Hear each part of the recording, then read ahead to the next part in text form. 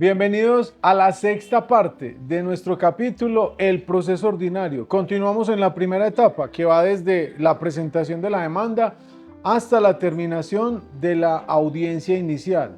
La segunda etapa, que va desde la terminación de esta hasta que se agota la etapa probatoria, y la tercera etapa, que va desde la finalización de esta hasta alegaciones y juzgamiento con la sentencia. Continuamos en la primera etapa, que es como la más densa, que es la que tiene mayores actuaciones procesales por evacuar. En el capítulo anterior hablábamos de la contestación de la demanda, y en el numeral 3 del artículo respectivo en relación con la carga procesal que tenemos nosotros, el numeral 3 del artículo 175, hablábamos de las excepciones. No obstante, continuamos con los demás requisitos para la contestación, pero las excepciones sugieren, exigen un estudio profundo, detallado, porque no son un asunto menor. ¿Qué dice entonces el 175 del CEPACA frente a las excepciones?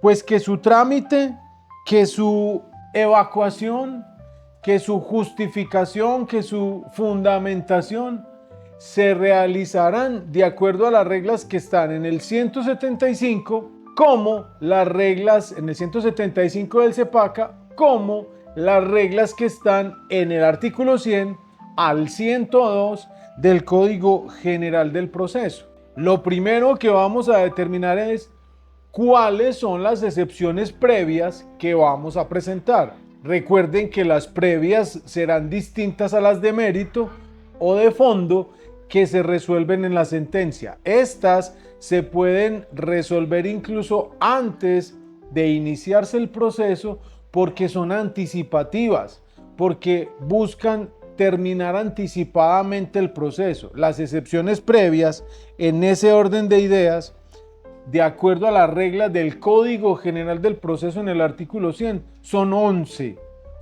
excepciones previas que podemos llevar también al proceso contencioso administrativo. La primera de ellas, la falta de jurisdicción y competencia. El juez que está conociendo el proceso no es el competente, porque bien sea no desde el punto de vista funcional y desde el punto de vista de la naturaleza del asunto no le corresponde, o también porque el caso le corresponde a otra jurisdicción. En ese orden de ideas, una de las excepciones para presentar es cuando carece la demanda de competencia o de jurisdicción. Segunda excepción, cuando hay cláusula compromisoria o compromiso. Resulta que el contrato estatal que se está llevando ante el juez dice expresamente, una de las cláusulas, que cualquier diferencia, que cualquier conflicto que surja en atención al entendimiento de las obligaciones contractuales se llevará ante tribunal de arbitramiento, bien sea nacional o internacional. Eso hace que el proceso no pueda ser controvertido ante el juez contencioso y se ataca por medio de una excepción previa. Entonces, la cláusula compromisoria, el compromiso o el pacto comisorio que llamamos en derecho civil, también son causal de que se pueda decretar anticipadamente la terminación del proceso por vía de excepción previa. Inexistencia del demandante o del demandado. El demandante no existe. El demandante, por allá alguna vez, una persona presentó una demanda en nombre de Jesucristo. El demandante no existe. En nombre de Buda no existe. Se puede terminar el proceso. El demandado no existe, pues es de más fácil ocurrencia. La empresa es, el nombre que le pongo es la empresa tal, y esa empresa no existe en el RUES, no existe en la Cámara de Comercio. Perfectamente esa demanda da lugar a que se pueda terminar anticipadamente por esta excepción previa, inexistencia del demandante o el demandado. Indebida representación del demandante o del demandado. Indebida representación es que el proceso fue notificado a una persona que no ostentaba la calidad de representante legal, pero trabajaba en la entidad. Por ejemplo, usted presenta una demanda en nombre de un menor de edad. Recuerde que si va a presentar la demanda en nombre de ese menor, tiene que acreditar si es el padre o la madre de esa persona, tendrá que acreditar el parentesco a través del registro civil de nacimiento. Si no lo aporta, da lugar a que se decrete la excepción previa por indebida representación del demandante o del demandado. Indebida representación. Resulta que al proceso no compareció el alcalde, que era quien tenía la función constitucional y legal, y no había delegado esta función en su secretario general o secretario de gobierno, por ejemplo, o en su asesor jurídico, por ejemplo, y compareció uno de estos sin que se le haya delegado esa función. Esa persona está actuando indebidamente representando a la entidad demandada. Ocurre con menos frecuencia, pero puede llegar a ocurrir. Ineptitud de la demanda, quinta causal de una excepción previa. Cuando una demanda es inepta, cuando le faltan los requisitos formales, primera causal, dentro de la causal de inepta demanda. Nosotros en otro capítulo, en otro video, explicábamos los requisitos de la demanda. Y la demanda tiene por sí una estructura lógica, una estructura determinada por el legislador. Esos son requisitos formales. Resulta que usted no anunció los hechos. Esa demanda es inepta. Resulta que usted no presentó fundamentos de derecho. Esa demanda es inepta. Resulta que usted no aportó el certificado de existencia y representación legal o los actos administrativos que está pidiendo su nulidad. Esa demanda es inepta. ¿Por qué? Porque adolece de los requisitos que establece la ley para presentar este tipo de procesos. Esa es la primera causa, por faltar requisitos formales. La segunda causa es porque existe indebida acumulación de pretensiones. Dicho de otro modo, usted está acumulando una pretensión de nulidad y restablecimiento del derecho con una nulidad electoral. Hay una excepción por inepta demanda. Usted está acumulando la defensa de intereses y derechos colectivos en una demanda de controversias contractuales o de reparación directa cuando no procede. Ahí hay una inepta demanda y se aniquila el proceso, porque la finalidad de las excepciones previas es precisamente eso: atacar el proceso anticipadamente, no concluir la situación, no concluir la discusión, sino acabar el proceso. En otro momento podrá llegar a iniciarse nuevamente la discusión. Falta de acreditación o calidad de algunas condiciones. No se acreditó el heredero, no se acreditó el cónyuge, no se acreditó el curador de bienes, no se acreditó el administrador, el albacea o cualquier otro. No me acredité yo como agente oficioso, no me acredité yo como albacea, no me acredité yo como representante de esa persona que está sometida esto quedó cambiado por la última ley que cambió todo el concepto de curatelas y guardas. Esta persona tiene un acompañamiento, esta persona debe comparecer al proceso, es a través de esa persona que está surtiendo esa compañía legal. Está indebidamente acreditado, da lugar a la excepción previa. Excepción previa de falta de acreditación de cualquiera de esas calidades. Cuando a la demanda 7 se le da un trámite diferente al que debe dársele, por ejemplo, es un proceso de nulidad y restablecimiento del derecho y se le está dando el trámite de un proceso ejecutivo, o es un proceso de controversia contractual y se le está dando el trámite dispuesto en la ley 472 para todas estas acciones plurales, da lugar a la excepción. ¿Por qué? Porque a la demanda se le está dando un trámite diferente. Estas causales son objetivas, estas causales están descritas por el legislador y son estas. 8. hay pleito pendiente entre las partes. Resulta que el demandante y el demandado tienen un pleito por esa misma causa. Ahí no se puede continuar con el proceso. Entre las partes hay controversia por esos mismos hechos y derechos en otra jurisdicción, no tanto en otra jurisdicción, en otro escenario judicial. En ese orden de ideas deberá decretarse la terminación por esa excepción previa. No conformar el litisconsorcio necesario sería la novena causal de excepción previa. Resulta que en el proceso de reparación directa demandé al municipio por la inadecuada construcción de una vía. Demandé al consorcio que se juntó para contratar, para celebrar y ejecutar esa vía, esa obra pública, pero no demandé a la aseguradora, pero no demandé al interventor. ¿Qué dice entonces la ley? Excepción previa de indebida conformación del litisconsorcio. Vamos a ver cuáles de estas excepciones pueden ser subsanables y cuáles definitivamente terminan el proceso anticipadamente. Décima, no se ordena, no se citó a las personas que deben citarse. Es muy similar a cuando en este caso tenemos un demandado y 4 o 5 vinculados y citamos solamente a 3 de los vinculados y al demandado.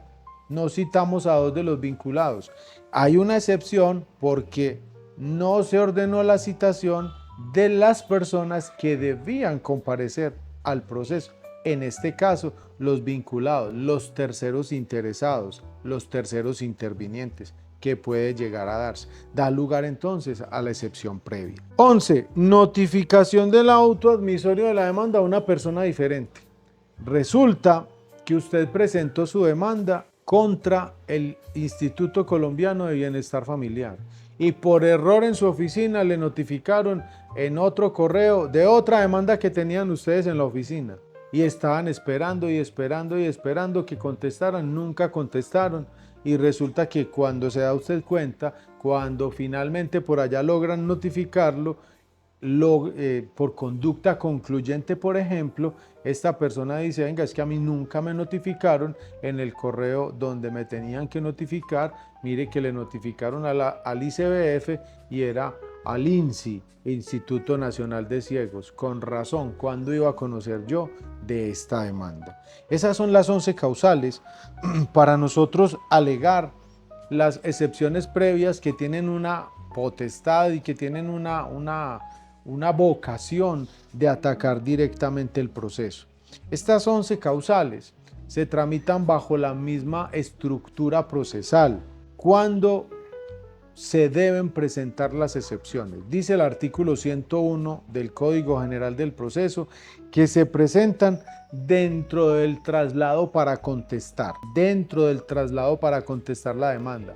Recuerde cuál es el traslado para demandar. Recuerden, 30 días.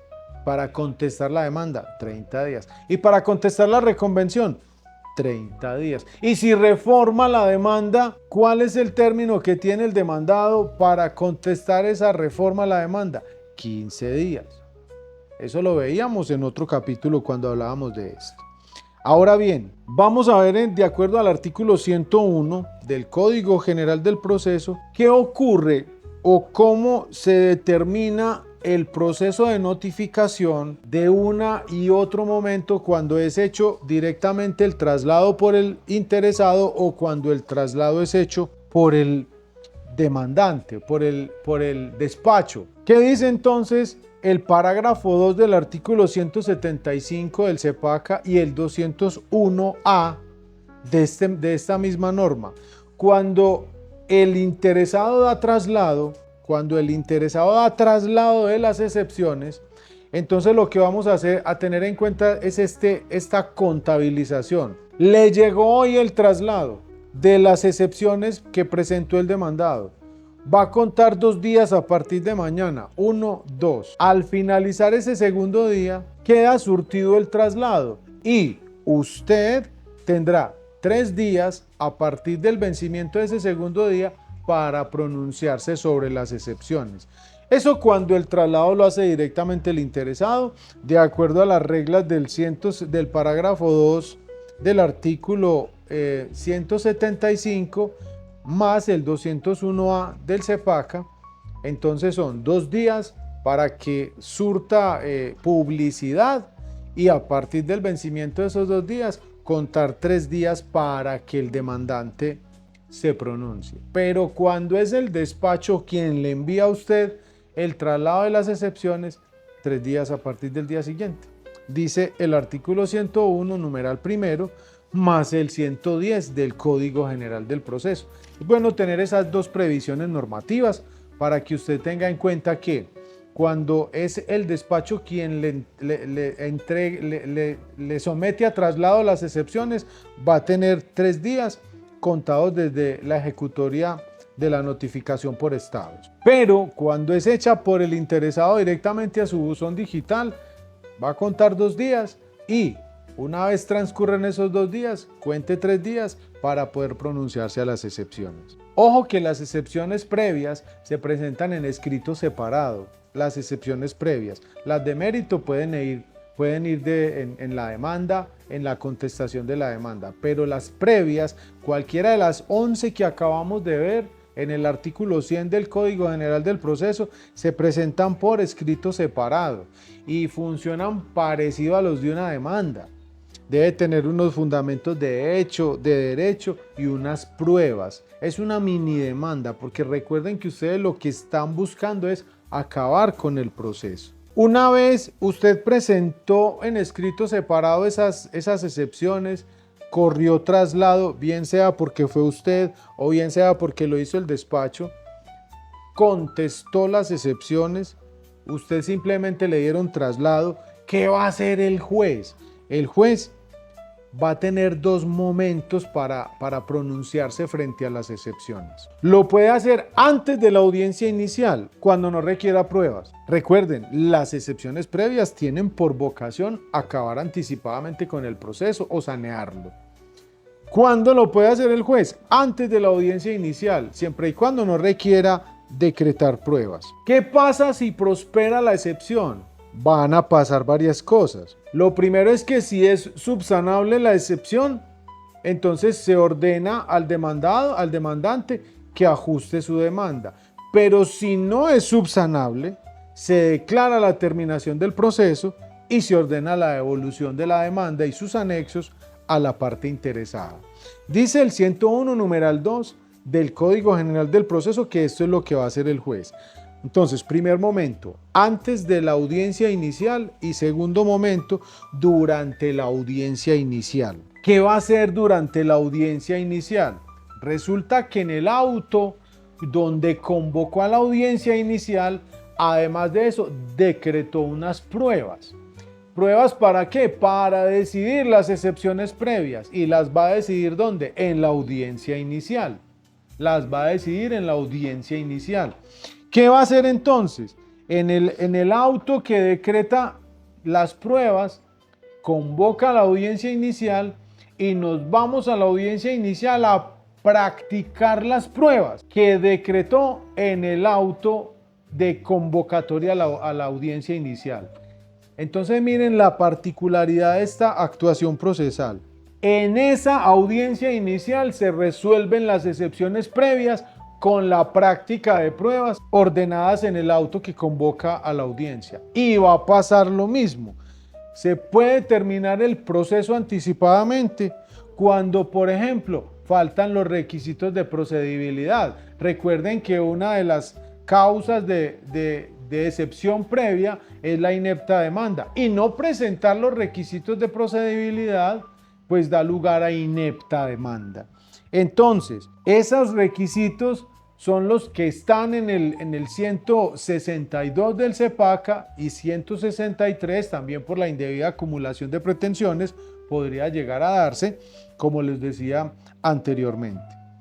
Va a pasar entonces, va a decretar la terminación del proceso. Frente a esto entonces tenemos el artículo 175, el parágrafo segundo, El inciso tercero, miren lo que dice, parágrafo segundo, antes de la audiencia inicial, en la misma oportunidad para decidir las excepciones previas, se declarará la terminación del proceso cuando se advierta el incumplimiento de requisitos de procedibilidad. ¿Cuál es el requisito de procedibilidad? Por ejemplo, en la acción de cumplimiento, la constitución en renuencia. ¿Cuál es el requisito de procedibilidad en la acción de grupo? La petición inicial para con fines de acción de grupo. ¿Cuál es el requisito de procedibilidad en la controversia contractual, en la reparación directa, en la nulidad y restablecimiento del derecho? El proceso de agotamiento de conciliación extrajudicial en derecho procesal administrativo. No lo presentó, da lugar a la terminación del proceso. En ese orden de ideas tenemos el trámite. Ahora bien, vamos a ver cuando prosperan unas y otras, porque vimos que eran 11. ¿Qué pasa si prosperan unas y otras? Porque los efectos no son los mismos. La pregunta es, ¿cuáles son los efectos ante la prosperidad de las excepciones? Ojo, cuando prospera la excepción de falta de jurisdicción y competencia, la consecuencia jurídica es que se remite al competente. No se acaba el proceso, se remite al competente. Hace poco tuve un proceso de nulidad electoral en el cual estaba defendiendo al demandado y la demanda la presentaron ante el Consejo de Estado. Presentamos nuestras excepciones, la excepción previa de falta de jurisdicción y competencia, en este caso no era competente el Consejo de Estado, y obviamente el Consejo de Estado decretó la excepción de falta de competencia y la remitió al competente. El competente finalmente nos llamó a audiencia. Fíjense ustedes entonces lo que ocurre en una audiencia, en un proceso de nulidad electoral. Remite al competente y, ojo, todo lo actuado antes de la declaratoria de la excepción conserva su validez. El compromiso y la cláusula compromisoria ordena automáticamente la terminación del proceso, la devolución de la demanda y sus anexos. Trámite inadecuado de la demanda. Presentamos una nulidad electoral y era una nulidad y restablecimiento del derecho. Automáticamente el efecto jurídico es que el juez ordena el trámite y si no es el competente se lo remite al competente por virtud de la naturaleza del asunto. ¿Qué pasa con las causales del numeral 9 al 11, es decir, lo relativo a no conformar el litisconsorcio, a que no se ordenó la citación a las personas que tenían que citarse y que se notificó el auto admisorio de la demanda a una persona diferente? El efecto jurídico es que se ordena citar debidamente. Entonces, fíjense que las excepciones previas tienen por vocación, 1, sanear el proceso y 2, terminarlo de manera excepcional. ¿Qué sucede con las excepciones en caso de reforma de la demanda, de la corrección o aclaración de la demanda? Se tramitan al vencimiento del traslado de la demanda. Si se subsanan los defectos alegados en las excepciones, se decretará en tal sentido. Supongamos a usted le presentaron excepciones en su demanda en la contestación de la demanda. Recuerden que usted tiene 10 días después de eso para reformar la demanda. Usted puede subsanar esos defectos que están advirtiendo en las excepciones en la contestación de la demanda. Ojo, la reforma de la demanda es procedente que operen, que se puedan presentar nuevas excepciones. Y la solución, la definición, la resolución a las nuevas excepciones derivadas de la reforma se resuelven conjuntamente con las de la demanda inicial. ¿Qué sucede cuando hay reconvención? Importantísimo. En el artículo 101, numeral 4 del Código General del Proceso, cuando prosperan las excepciones en una demanda y en demanda de reconvención, lo que va a ocurrir es que se termina el proceso si es esa la decisión y se ordena la devolución de la demanda y sus anexos, o de la demanda o de la reconvención, y se continúa la demanda o la reconvención según el caso de lo que haya ocurrido, es decir, continúa el proceso. ¿Qué pasa? Y ojo con esto, que somos muy buenos para presentar nulidades por todo en los procesos judiciales.